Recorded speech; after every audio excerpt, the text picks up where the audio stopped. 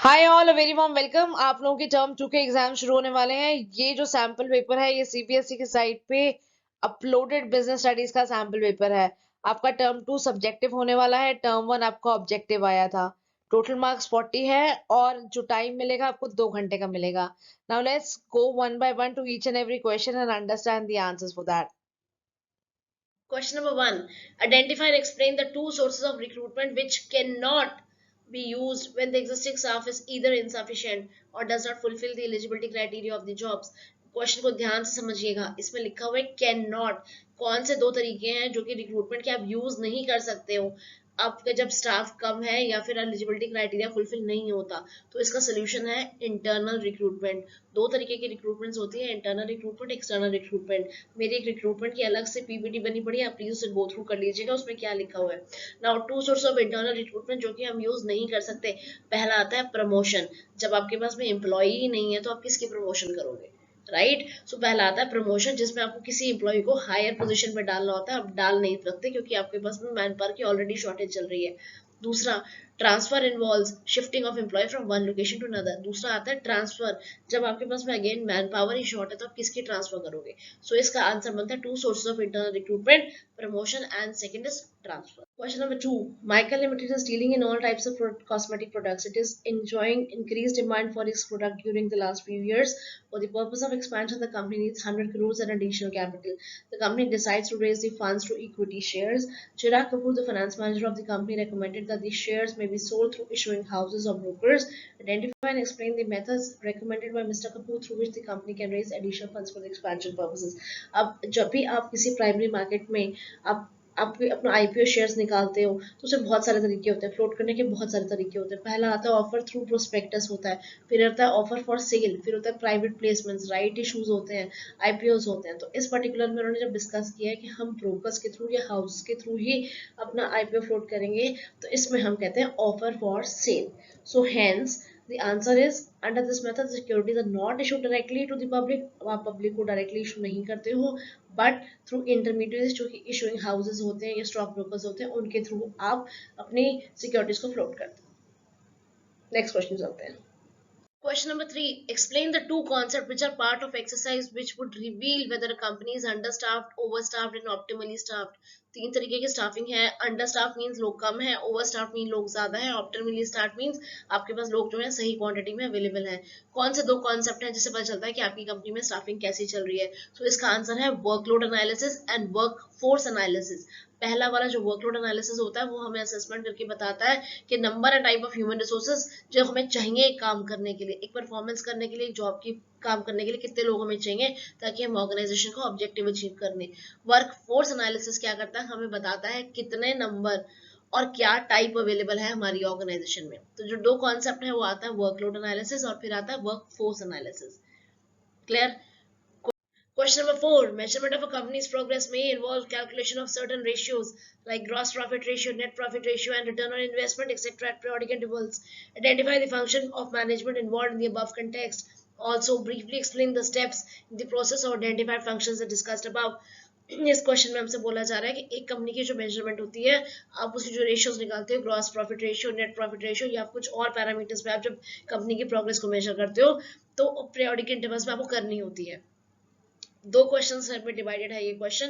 पहला है identify the functions of management involved in the above context. कौन कौन से फंक्शंस हैं जो कि मैनेजमेंट के इन्वॉल्व है इसमें। तो इसका आंसर हो जाएगा कंट्रोलिंग। क्यों कंट्रोलिंग, बिकॉज कंट्रोलिंग से आप मेजर करते हो आपकी एक्चुअल परफॉर्मेंस वर्सेस आपकी जो डिस्कस परफॉर्मेंस थी वो क्या है। नेक्स्ट आता है briefly explain the steps in the process of identified function. अब इसमें क्या क्या स्टेप्स इन्वॉल्व होते हैं। तो पहला आपका जो सोल्यूशन हो गया इसका फंक्शन ऑफ मैनेजमेंट वो हो गया कंट्रोलिंग। दूसरा आ गया जो आपके क्या क्या स्टेप्स इन्वॉल्व होता है। तो पहला स्टेप्स आता है मेजरमेंट ऑफ एक्चुअल परफॉर्मेंस। आपको जब आपने काम करा तो आपकी जो एक्चुअल परफॉर्मेंस है वो क्या निकली, राइट। जब आप एग्जाम्स देते हो, जब आप 12th के एग्जाम देते हो, कोई और सब्जेक्ट के एग्जाम्स देते हो, तो आपके एक्चुअल में जो रिजल्ट आता है वो आपकी एक्चुअल परफॉर्मेंस होती है।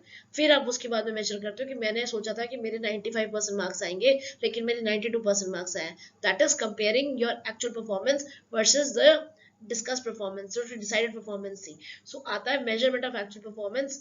Once a performance are set, the next measure is to measure the actual performance. Now measurement के बहुत सारे तरीके होते हैं. क्या होते हैं?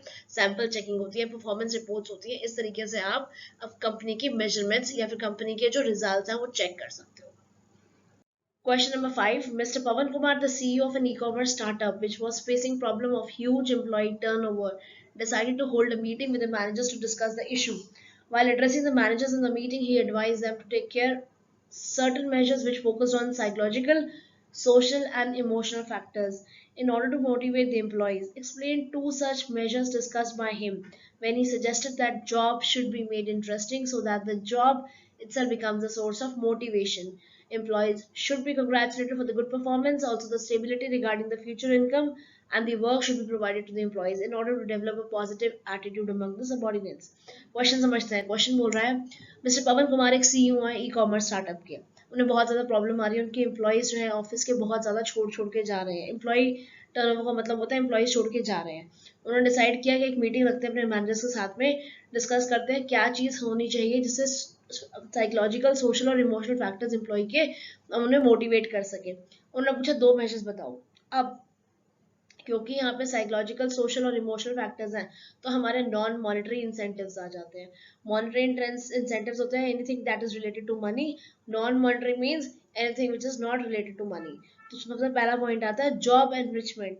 इसमें आता है कि आप अपने एम्प्लॉयज़ को इस तरीके का काम दो जिसमें से उन्हें काम करने में सेटिस्फैक्शन मिले और ज़्यादा उनको नॉलेज अपनी अप्लाई करनी पड़े.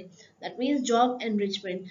It is concerned with designing the jobs that require include greater variety of work content and higher knowledge of skills. For example, अगर कोई एम्प्लॉई है जिसमें मैनेजरियल कैपेबिलिटीज हैं, आप उसको ऐसा काम दो जिसमें से वो अपनी मैनेजरियल कैपेबिलिटीज निकाल के बाहर रख सके या फिर अपनी टेक्निकल स्किल्स को यूटिलाइज कर सके. So that is first part. Second आता है एम्प्लॉय रिकग्नाइजेशन प्रोग्राम्स. एम्प्लॉयज जब आपका अच्छा परफॉर्म करते हैं then there is a requirement that you give an applaud to them. Applaud means सब लोगों को फ्लोर पे बुलाओ, फ्लोर पे बुला के उस एम्प्लॉय की सबके सामने तारीफ करो. The moment you are going to do this, this is a non monetary incentive which an employee feels. He feels very proud at the time when everybody is appreciating him. इसमें एक third point भी है पर आपने सिर्फ 2 ही mention करने हैं. Last is job security. आप जब एम्प्लॉयज़ हैं, जो एम्प्लॉयज़ काम कर रहा है, अगर वो इस थ्रेट से काम करता रहे कि कल मैं आता हूँ मेरी जॉब बचती है नहीं बचती है, then it's not going to work out. You have to assure, you have to ascertain कि जो आपके एम्प्लॉयज़ काम कर रहे हैं उसके अंदर ये फील हो कि हाँ मेरी जॉब सिक्योर है, सेफ है, मैं अच्छा काम करूंगा तो मैं यहाँ पे सर्वाइव करूंगा, एग्जिस्ट करूंगा. सो ये 3 है नॉन मॉनेटरी इंसेंटिव्स. इस क्वेश्चन में आपके पास में चॉइस दी गई है. आपके पास 2 क्वेश्चंस में और करके आए हैं. पहला है state any 3 points of importance of directing, या फिर आपको लीडरशिप को डिफाइन करना है as an element of directing क्या होता है, और उसके 2 स्टाइल्स ऑफ लीडरशिप देने हैं. तो इसका जो पहला आंसर है इंपॉर्टेंस ऑफ डायरेक्टिंग में. What are the points of importance of directing. Friends याद रखिएगा मैंने सारे के सारे चैप्टर्स बना रखे हैं. डायरेक्टिंग का भी चैप्टर मेरा अलग से अपलोडेड है. आप अगर चाहें तो डिटेल में आपसे गो थ्रू कर सकते हैं. यहाँ पे हम सिर्फ 3 ही पॉइंट्स डिस्कस करेंगे जो कि हमारे सैम्पल पेपर्स की रिक्वायरमेंट है एज ऑफ नाउ. तो पहला पॉइंट आता है जो डायरेक्टिंग होती है वो क्या करती है, हमें इनिशिएट करती हेल्प करती है एक्शन इनिशिएट करने के लिए. मीन्स डायरेक्शन जब हमें कोई देता है दैट मीन्स हमें बोला जाता है कि आपने एक्शन लेना है, और जो एक्शन लेते हैं उससे हम अटेनमेंट करते हैं अपने ऑर्गेनाइजेशन के गोल्स का. सो पहला पॉइंट है directing helps to initiate the actions by the people in the organisation towards attainment of the desired objective. जो भी इंपॉर्टेंस ऑर्गेनाइजेशन का ऑब्जेक्टिव है आप उसको अटेन करते हैं. सेकंड आता है directing integrates employees efforts. Directing क्या करती है, जो आपके एम्प्लॉयज के एफर्ट्स हैं ऑर्गेनाइजेशन के एफर्ट्स उसको मैच करती है. एम्प्लॉय के कुछ एफर्ट्स, एम्प्लॉयज के कुछ एजेंडा होगा, ऑर्गेनाइजेशन का कुछ एजेंडा होगा, दोनों की इंटीग्रेशन करती है ताकि जो इंडिविजुअल एफर्ट है वो वेस्ट ना जाए, वो ऑर्गेनाइजेशन के लिए आपके ऑर्गेनाइजेशन के लिए आपका सारे के सारा वर्क जो है वहां पे फ्लो हो जाए. थर्ड आता है directing guides employees to fully realise their potential and capabilities. आप में जब आपको गाइडेंस मिलती है तो आपकी जो मैनेजर होता है आपको देखता है कि आपको बहुत सारे काम आते हैं, तो प्रोवाइडेड है एंड पॉसिबिलिटी है कि वो रियलाइज करता है कि आप में बहुत सारी एडिशनल कैपेबिलिटीज हैं. हो सकता है एक बंदे के अंदर टीम मैनेजमेंट की कैपेबिलिटीज हो, तो आपके वो पोटेंशियल और कैपेबिलिटीज निकाल के लाते हैं और आपको मोटिवेट करते हैं ताकि आप इफेक्टिव लीडरशिप प्रोवाइड करो. तो ये तो हमारे 3 पॉइंट हो गए इंपॉर्टेंस ऑफ डायरेक्टिंग की. क्वेश्चन नंबर 6 का सेकंड पार्ट आता है define leadership as an element of directing, enumerate any two styles of leadership. इसमें आपने क्या करना है, लीडरशिप को डिफाइन करना है डायरेक्टिंग को माइंड में रखते हुए, और दो लीडरशिप स्टाइल्स के बारे में बात करनी है। तो अब लीडरशिप क्या होती है? लीडरशिप होती है कि एक आपकी एबिलिटी होती है कि इंडिविजुअल के बीच में किस तरीके से वो अपनी टीम को ड्राइव करता है, किस तरीके से अपनी टीम को मोटिवेट करता है ताकि वो काम करे और वो आपके ऑर्गेनाइजेशन के डायरेक्टिव्स अचीव करे। So leadership indicates an ability of an individual to maintain good interpersonal relationship with the followers, अच्छे relationship follow करे अपनी टीम के साथ में, अपने followers के साथ में, and motivate करे उन्हें to contribute for achieving the organizational objective. So ये तो हो गई आपकी leadership की definitions. Now it comes like two leadership styles. leadership styles में हम दो leadership styles की बात करेंगे. पहला होता है autocratic और authoritarian leader. ऑटोक्रेटिक और अथॉरिटी लीडर का काम क्या होता है? वो सिर्फ ऑर्डर्स देता है और एक्सपेक्ट करता है कि सारे के सारे जो सबऑर्डिनेट्स हैं वो उनके ऑर्डर्स को फॉलो करें। वो कोई डेविएशन नहीं लेता, जो उसने ऑर्डर फॉलो नहीं करेगा उस पर वो एक्शन लेता है। So these are autocratic and authoritarian leaders. Second आता है डेमोन्स्ट्रेटिव और पार्टिसिपेटिव लीडर्स। डेमोन्स्ट्रेटिव पार्टिसिपेटिव कौन होते हैं? आपकी एक टीम जब बन जाती है, आप अपनी टीम के साथ में एंटर करके टीम को हेल्प करते हो ताकि वो एक्शन प्लान बनाए, किस तरीके के वो स्टेप्स लेंगे, क्या कंसल्टेशन करेंगे, मीन्स वो अपनी टीम को साथ लेके चलता है। देखो फ्रेंड्स, कोई भी जो लीडरशिप का स्टाइल होता है वो गलत नहीं होता, it's only how you implement the leadership style, that is what matters. आगे चलते हैं। Question number 7, list any 3 factors affecting the working capital requirement of a company. हमें यहाँ पे 3 फैक्टर स्पेसिफाई करना है जो कि वर्किंग कैपिटल रिक्वायरमेंट एक कंपनी की डिसाइड करने में हेल्प करते हैं। तो पहली चीज है, एक फिक्स्ड एसेट होते हैं, एक करंट एसेट होते हैं। फिक्स्ड एसेट्स क्या होते हैं? जो कि लॉन्ग रन में आपके बिजनेस को रेवेन्यू प्रोवाइड कर सकते हैं। करंट एसेट्स क्या होते हैं? करंट एसेट्स ज्यादा लिक्विड एसेट्स होते हैं। लिक्विड एसेट्स मीन्स उनकी जो प्रॉफिटेबिलिटी होती है उतनी नहीं होती जितनी फिक्स्ड एसेट की होती है, उससे कम होती है।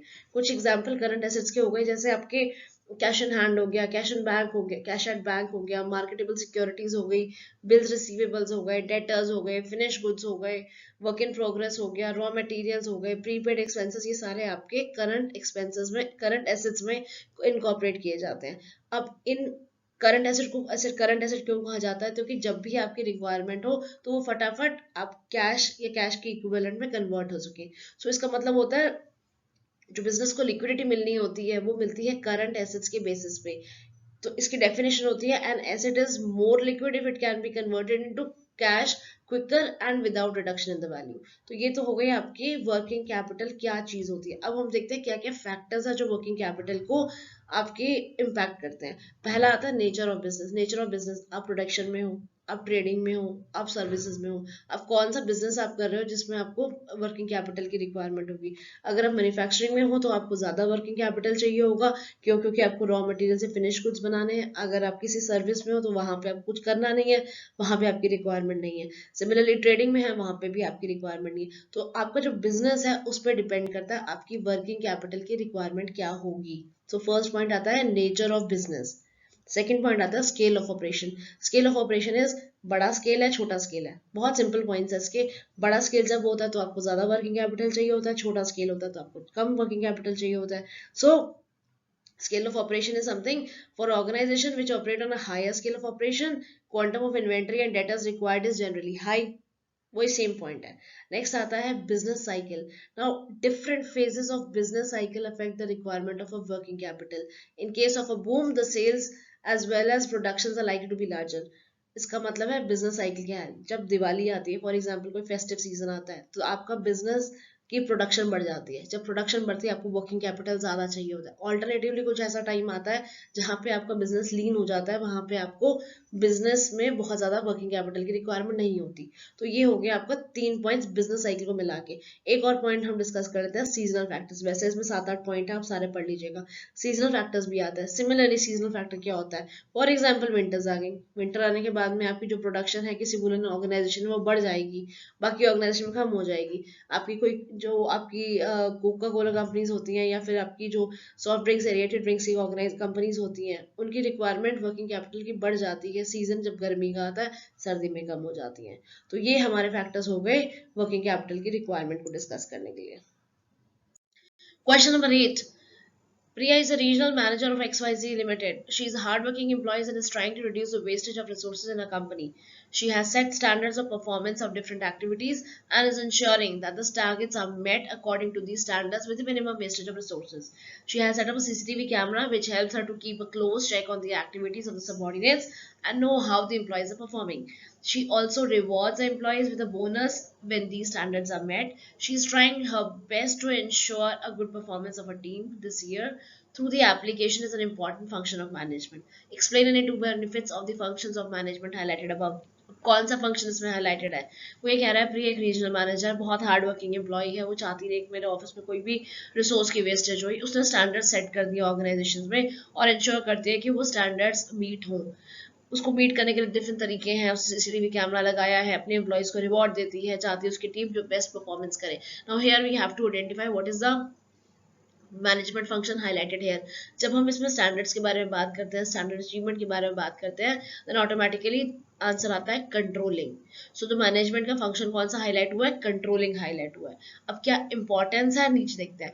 पहला है आपकी ऑर्गेनाइजेशन के गोल्स अकम्प्लिश होते हैं. कंट्रोलिंग एक ऐसा फंक्शन है जो कि हेल्प करता है कि जो भी आपकी ऑर्गेनाइजेशन के गोल्स हैं बिना डेविएशंस के वो अचीव हो, और अगर हो रही है कोई डेविएशन तो करेक्टिव एक्शन लिए जाए. सो पहला पॉइंट आता है अकम्प्लिशमेंट ऑफ ऑर्गेनाइजेशन गोल्स. दूसरा आता है इंश्योरिंग ऑर्डर एंड डिसिप्लिन. अब जो भी आपकी ऑर्गेनाइजेशन में काम हो रहा है वो आपको इंश्योर करना है कि ऑर्डर एंड डिसिप्लिन के साथ में ही हो रहा है. डिसऑनेस्ट बिहेवियर जो है अपने एम्प्लॉयज का वो आपको इंश्योर करना है कि ना हो और सही तरीके से पूरी ऑर्गेनाइजेशन में काम करें. ये तो हो गए दो पॉइंट. अब दो और पॉइंट है, डिस्कस कर लेते हैं. आपको इन चार पॉइंट में से सिर्फ दो को ही इनकॉर्पोरेट करना है अपने आंसर में. नेक्स्ट आता है making efficient use of resources. जो भी आपकी ऑर्गेनाइजेशन में रिसोर्सेज हैं, ये आपका काम है, आपकी ड्यूटी है कि इंश्योर करें कि वो जो रिसोर्सेज हैं प्रॉपर तरीके से यूटिलाइज हो रहे हैं कि नहीं हो रहे हैं. एफिशिएंट एंड इफेक्टिव मैनर्स में रिसोर्सेज यूटिलाइजेशन होना भी एक इम्पोर्टेंस है कंट्रोलिंग पार्ट का. लास्ट पॉइंट आता है एम्प्लॉयज की मोटिवेशन बेटरमेंट करना. जो एम्प्लॉयज आपके ऑर्गेनाइजेशन में काम करने के लिए आ रहे हैं, are they motivated enough to work on their own, कि आपको उनको देखते रहना बार बार कि वो जो काम कर रहे हैं नहीं कर रहे हैं. So improving employ motivation is the fourth point. So यहाँ पे हमने चार पॉइंट्स मेंशन करें, आपको सिर्फ दो पॉइंट्स ही इनकॉर्पोरेट करने हैं अपने सोल्यूशन में. क्वेश्चन नंबर 9 आता है enumerate any 5 rights of a consumer under Consumer Protection Act 2019 और enumerate any 5 responsibilities of Consumer Protection Act 2019. तो पहला वाला पॉइंट हम डिस्कस करते हैं कि enumerate any 5 rights of a consumer under Consumer Protection Act. पहला आता है right to safety. Right to safety का मतलब क्या होता है कि जो कंज्यूमर्स होते हैं उनके पास में राइट होता है कि दे should be protected against any hazardous method, any hazardous thing for their life. Hazardous means कुछ ऐसी चीज जो कि उनकी लाइफ के लिए थ्रेट है, उनकी लाइफ के लिए रिस्क है. फॉर एग्जाम्पल जो इलेक्ट्रिकल इक्विपमेंट्स होते हैं, अगर वो ISI स्टैंडर्ड मेट नहीं होते तो उनसे शॉक लगने का खतरा होता है. So it's a mandate for all the organizations जो कि manufacture करते हैं electronic items that they have to mention whether they are ISI certified or not ISI certified. So that is first is right to safety. Second आता है right to be informed. Right to be informed में क्या आता है? जब भी आपको shopping करते हैं तो पैकेज के पीछे आपने देखा होता है कि कितनी क्वांटिटी है, क्या क्या कंटेंट है, क्या वेजिटेरियन है, नॉन वेजिटेरियन, जो मेंशन होती है price, quantity, directions for use जो मेंशन होता है, this is right to be informed. Consumer के पास में राइट होता है that they should be informed regarding the product which they are using. Third आता है right to be assured. Right to be assured का मतलब क्या होता है? कंज्यूमर के पास में फ्रीडम होती है so that when he goes to the market he has a right कि वो ऐसा नहीं कि उसने एक प्रोडक्ट देखा उसे बाय डिफॉल्ट वो खरीदना ही खरीदना है. उसके पास वो ऑप्शन होता है कि वो मार्केट जाए, चेक करे, जो चीज़ पसंद आए वही चीज़ खरीदे, बाकी चीज़ें ना खरीदे. This is what right to be assured. Fourth आता है right to be heard. Right to be heard का मतलब आप जब कोई प्रोडक्ट खरीदते हो, प्रोडक्ट में कोई फॉल्ट निकलता है, तो देन आपके पास में एक डिससैटिस्फैक्शन आता है. डिससैटिस्फैक्शन जब आप किसी कंपनी के पास लेके जाते हो तो एक कंपनी की रिस्पॉन्सिबिलिटी बनती है कि वो आपकी बात को सुने. तो बहुत सारी ऑर्गेनाइजेशन में ग्रीवियंस रिड्रेसल सेल्स बने होते हैं जहाँ पे आप अपनी कंप्लेंट रेज कर सकते हो. फिफ्थ आता है right to seek redressal. Right to seek redressal. कोई फॉल्टी इक्विपमेंट्स होते हैं, कुछ फॉल्टी आपके पास प्रोडक्ट आता है तो कंज्यूमर प्रोटेक्शन एक्ट आपको परमिट देता है that you have a right for getting the product replace in the market या फिर उसका डिफेक्ट फ्री प्रोडक्ट कर सको. सिक्स आता है आपको हालांकि 5 पॉइंट से देने हैं पर छठा पॉइंट भी आता है right to consumer education. Right to consumer education आता है the consumer has a right to acquire knowledge and well be informed about the consumer throughout. कुछ भी ऐसा प्रोडक्ट मार्केट में लॉन्च होता है तो आपके पास में राइट है कि उस प्रोडक्ट के बारे में थ्रू आउट इन्फॉर्मेशन तो उसका लाइफ साइकिल चल रहा है उसके बारे में आपके पास में इन्फॉर्मेशन हो. ठीक है, अब नेक्स्ट वाला हम देखते हैं नेक्स्ट स्लाइड में. नेक्स्ट आता है eliminate any 5 responsibilities of consumer protection act 2019। अगर हमारे पास में कोई राइट्स है कंज्यूमर प्रोटेक्शन एक्ट के अंदर, तो हमारी कुछ रिस्पॉन्सिबिलिटीज भी बनती हैं कंज्यूमर प्रोटेक्शन एक्ट के अंदर। अब हमारी रिस्पॉन्सिबिलिटीज क्या क्या बनती है? पहली बनती है B aware about the product. जो भी आप प्रोडक्ट खरीद रहे हो मार्केट से, आपको पता होना चाहिए कौन सा प्रोडक्ट है, ताकि आप एक इंटेलिजेंट चॉइस कर सको। सारे प्रोडक्ट्स को देखते हुए फाइनली आप ये प्रोडक्ट पिकअप करो। बी अवेयर, इंटेलिजेंट चॉइस बनानी है आप लोगों ने। सेकंड आता है only standardise goods to be purchase. Standardise goods क्या होते हैं? जिसमें आईएसआई मार्क लगा होता है, एफपीओ का मार्क लगा होता है, या हॉलमार्क का मार्क लगा होता है ज्वेलरी के लिए, आपने वही बाय करनी है। थर्ड आता है learn about the risk associated with the products and services.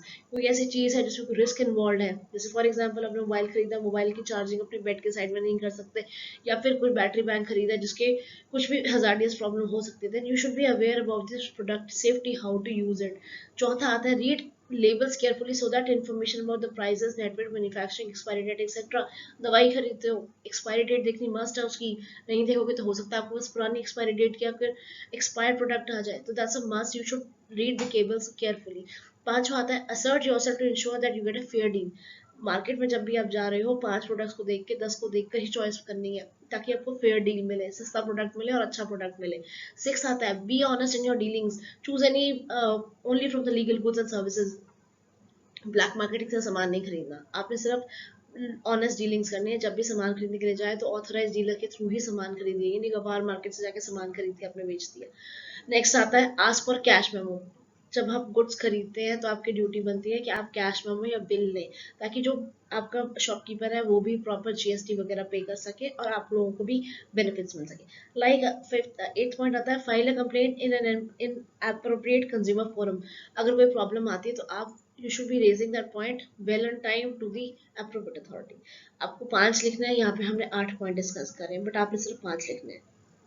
Question number 10. State any 5 regulatory functions of the Securities and Exchange Board of India. Securities and exchange board of India को सेबी के नाम से भी जाना जाता है। ये एक ऐसा बोर्ड है जो कि गवर्नमेंट ऑफ इंडिया ने एस्टैब्लिश किया था 1988 में, 12 अप्रैल 1988 में एस्टैब्लिशमेंट हुई थी। क्यों हुई थी? ताकि आप चेक कर सको कि सिक्योरिटी मार्केट में और इन्वेस्टर्स के प्रोटेक्शन के लिए इसको इस्टेब्लिश किया गया था। अब हुआ ये था कि 1988 में ऑल टुगेदर बहुत ज़्यादा आपकी जो शेयर मार्केट थी वो ग्रो कर रही थी, उस इतनी ग्रो कर रही थी कि जितने भी इन्वेस्टर्स हैं, बैंकर्स हैं, या फिर मर्चेंट बैंकर्स से जो भी थे, सब मैल प्रैक्टिसेस में इंडल्ज हो गए थे। तो ये बोर्ड बनाया इसलिए गया था ताकि ये बोर्ड उन सब पे नजर रख सके और चीज़ों को स्ट्रीमलाइन वे में चला सके। क्वेश्चन में हमसे पूछा गया state any 5 regulatory functions of securities and exchange board of India. Regulatory function, इसके रेगुलेटरी फंक्शंस के अलावा भी 2 और फंक्शंस होते हैं, एक डेवलपमेंट फंक्शन होता है और एक प्रोटेक्टिव फंक्शन होता है। तो यहाँ पे हमें सिर्फ रेगुलेटरी फंक्शन के बारे में ही बात करनी है। मैं आपको 6 पॉइंट दे रही हूँ, 6 में से आपने सिर्फ 5 लिखने हैं। पहला है रजिस्ट्रेशन ऑफ ब्रोकर्स एंड सब brokers and other players on the market. जितने भी ब्रोकर्स हैं, जितने भी ब्रोकर्स के अंडर सब ब्रोकर्स हैं, उन सबकी रजिस्ट्रेशन सेबी के अंडर होती है। ठीक है। Next point, registration of collective investment schemes and mutual funds. जितने भी म्यूचुअल फंड्स होती हैं या फिर इन्वेस्टमेंट स्कीम्स होती हैं, उसकी रजिस्ट्रेशन सेबी में होनी मस्ट है, उसके बिना काम नहीं चलेगा। Third, regulation of stock brokers, portfolio exchanges, underwriters, merchant bankers and the business and stock exchanges and any other securities in the market. अब जो भी आपके स्टॉक ब्रोकर्स हैं या फिर आपके एक्सचेंजेस हैं या अंडरराइटर्स हैं, मर्चेंट बैंकर्स, सबके रजिस्ट्रेशन सब वहां पे होनी मस्ट है। सिक्योरिटी मार्केट में जो भी डील करता है रजिस्ट्रेशन होनी मस्ट है। चौथा point, calling for information by undertaking inspection, conducting inquiries, audits of stock exchange and intermediaries. अब कहीं पे भी आपने ऑडिट करना होता है या कोई भी इंक्वायरी कंडक्ट करनी होती है, ये सेबी का काम होता है। एक बॉडी है जो कि मॉनिटर करती है आपकी स्टॉक मार्केट को। पांचवा पॉइंट आता है लेविंग फीस और other charges for carrying out the purpose of the act. अब कहीं पे भी कुछ फीस लगानी है तो उसे कौन डिसाइड करेगा? आप और मैं तो डिसाइड नहीं कर सकते, तो फीस जो उसकी लगती है उसको डिसाइड करता है सेबी। सिक्स पॉइंट आता है performing and exercising such power under securities contract act that may be as per government of India. जो भी हमारी गवर्नमेंट ऑफ इंडिया से लेड डाउन कुछ हमारी सिक्योरिटीज कॉन्ट्रैक्ट के अंदर गाइडलाइंस है, उनको परफॉर्म करना और एक्सरसाइज करना। तो ये 6 फंक्शन है, आपको इसमें से 5 फंक्शन ही लिखने हैं। Question number 11. In an interview with a leading news channel, Mr. Rakesh Quatra, CEO of Get My Job, has suggested that companies which want more and more people to apply for the jobs in their organization should make the process of applying for the jobs easier and candidate friendly. It is for this reason, he said, that the most progressive companies today have a short application process. He said that the application form filled by the candidate is very important, as it is the information supplied in the application forms which help the managers in eliminating unqualified or unfit job seekers. The company can create a mechanism that attempts to measure certain characteristics of individuals like aptitude, manual dexterity, and intelligence to personality. The candidate may then be called for an in-depth conversation to evaluate the sustainability for the job. Question 2 पूछे गए हैं, इसी question में case study दी गई है। अब question है पहला, name the process and the steps in the process of identifying and choosing the best person out of the number of prospective candidates for the jobs discussed above. दूसरा पूछा गया है, explain the next 3 steps in the process which subsequently perform by the company. Question समझते हैं। अब एक mister Rakesh Kwatra हैं जो कि सीईओ हैं गेट माई जॉब्स के। उन्होंने बोला है कि कंपनी चाहती है अगर ज़्यादा से ज़्यादा लोग जॉब करें, अप्लाई करें किसी भी जॉब के लिए, तो उनको जो अपना प्रोसेस है, सिलेक्शन प्रोसेस है, वो थोड़ा इजी एंड यूज़र फ्रेंडली करना पड़ेगा। जो प्रोग्रेसिव कंपनीज आजकल क्या कर रही है, बहुत शॉर्ट एप्लीकेशन प्रोसेस फॉलो करती हैं। अब जो आप एक एम्प्लॉय एक ऑर्गेनाइजेशन में जाता है, जब वो फॉर्म फिल करता है तो बहुत इंपॉर्टेंट होता है एक मैनेजर के लिए, ताकि मैनेजर अननेसेसरी इन्फॉर्मेशन उसमें से एक्सक्लूड कर दे और अननेसेसरी एम्प्लॉयज को उसमें से एक्सक्लूड कर दे। तो नाउ वो पूछ रहा है कि क्या प्रोसेस है, क्या स्टेप्स हैं जो फॉलो करते हैं हम इसके लिए, और आगे कौन से 3 स्टेप्स होंगे। तो सबसे पहली बात, जब हम क्वेश्चन इसको डिस्कस करते हैं तो हम समझते हैं कि ये बात कर रहा है सिलेक्शन के प्रोसेस की, right. Selection is a process that is being discussed. अब सिलेक्शन में पहले के जो फर्स्ट पॉइंट है, process and steps in identifying and choosing the best person, तो इसके 3 होते हैं। पहला होता है प्रिलिमिनरी स्क्रीनिंग। प्रिलिमिनरी स्क्रीनिंग क्या होता है, जब आपके पास में सारे इंटरव्यूज जो कैंडिडेट्स जिन्होंने इंटरव्यू देने होते हैं उनके रिज्यूमेस आपके पास में आते हैं, तो आप उसमें से चेक करते हैं कि कौन सा रिज्यूमे आपको सूट कर रहा है, कौन सा रिज्यूमे सूट नहीं कर रहा, तो आप बाकी रिज्यूमेस निकाल देते हैं और जो आपको रिज्यूमे सूट करता है वो रखते हैं। तो इसमें आता है प्रिलिमिनरी स्क्रीनिंग में। नेक्स्ट आता है सिलेक्शन टेस्ट। जब भी आपके एम्प्लॉयज, आप जब उनकी रिज्यूमे शॉर्टलिस्ट करते हैं उसके बाद में they have to go a selection test, they have to undergo a selection test. Only once they pass a selection test then only they are qualified for the employment interviews. जब ये 2 steps होते हैं उसके बाद में उनका interview होता है। इंटरव्यू होने के बाद में अगर मैनेजर सेटिस्फाइड होता है then only they keep the person, else they don't keep the person. Now B point, explain the next 3 steps in the process which is subsequently performed by the company. कौन कौन से process हैं। पहला आता है reference and background check. जब भी आप किसी एम्प्लॉय को अपनी ऑर्गेनाइजेशन में रखते हैं तो आप क्या करते हैं, उसका रेफरेंस चेक करते हो, उसका बैकग्राउंड चेक करते हो। रेफरेंस चेक क्या करते हैं, आप अपने रिज्यूम में लिख के देते हो कि ये मेरे 2 रेफरेंसेस हैं, आप इनसे बात करके पता कर सकते हो कि मैं यहाँ पे काम करता था, नहीं करता था, या फिर मेरा बैकग्राउंड जो मैंने क्वालिफिकेशन दी है वो सही है कि नहीं है, जहाँ मैं काम करता था वो सही है या नहीं है, एड्रेस, फोन नंबर सब कुछ वेरीफाई होता है। That is one part.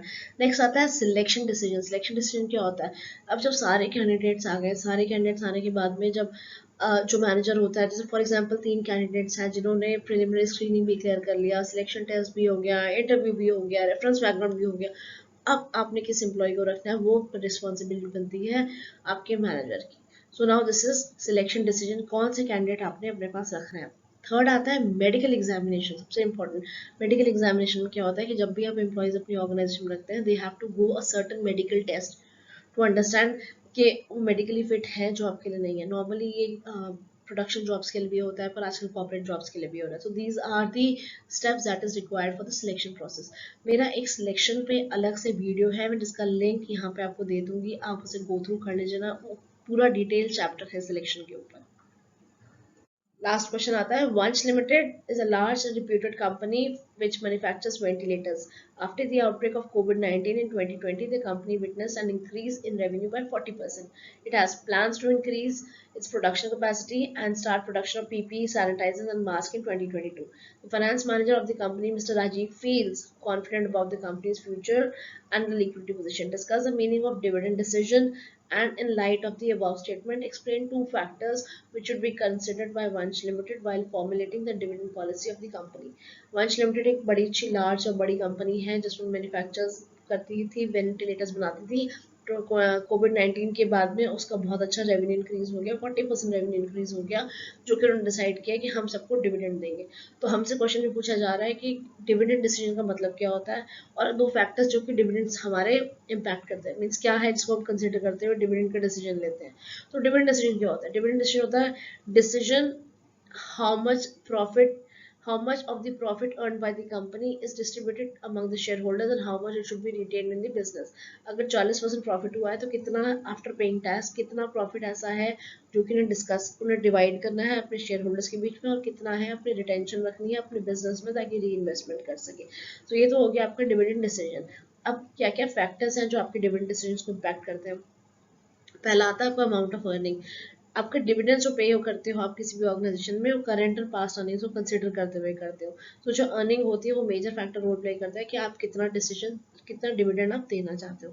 दूसरा आता है ग्रोथ अपॉर्चुनिटीज. ग्रोथ अपॉर्चुनिटीज क्या करती हैं, जिन कंपनीज के पास में ग्रोथ अपॉर्चुनिटीज होती है और वो उन्हें मालूम है कि हमारे पास में पुराना भी अपना पैसा पड़ा हुआ है, नया भी पैसा पड़ा हुआ है, तो दोनों को कंसिडर करते हुए और आगे उनकी क्या ग्रोथ अपॉर्चुनिटी से कितना ग्रो करेंगे. जैसे आपके इस पर्टिकुलर केस में क्या हुआ है कि उन्हें मालूम है कि हाँ हमारे पास में पीपी के सैनिटाइजर मास्क का ऑर्डर आ जाएगा, तो they know they can grow in future. That is why growth opportunity is one of the points.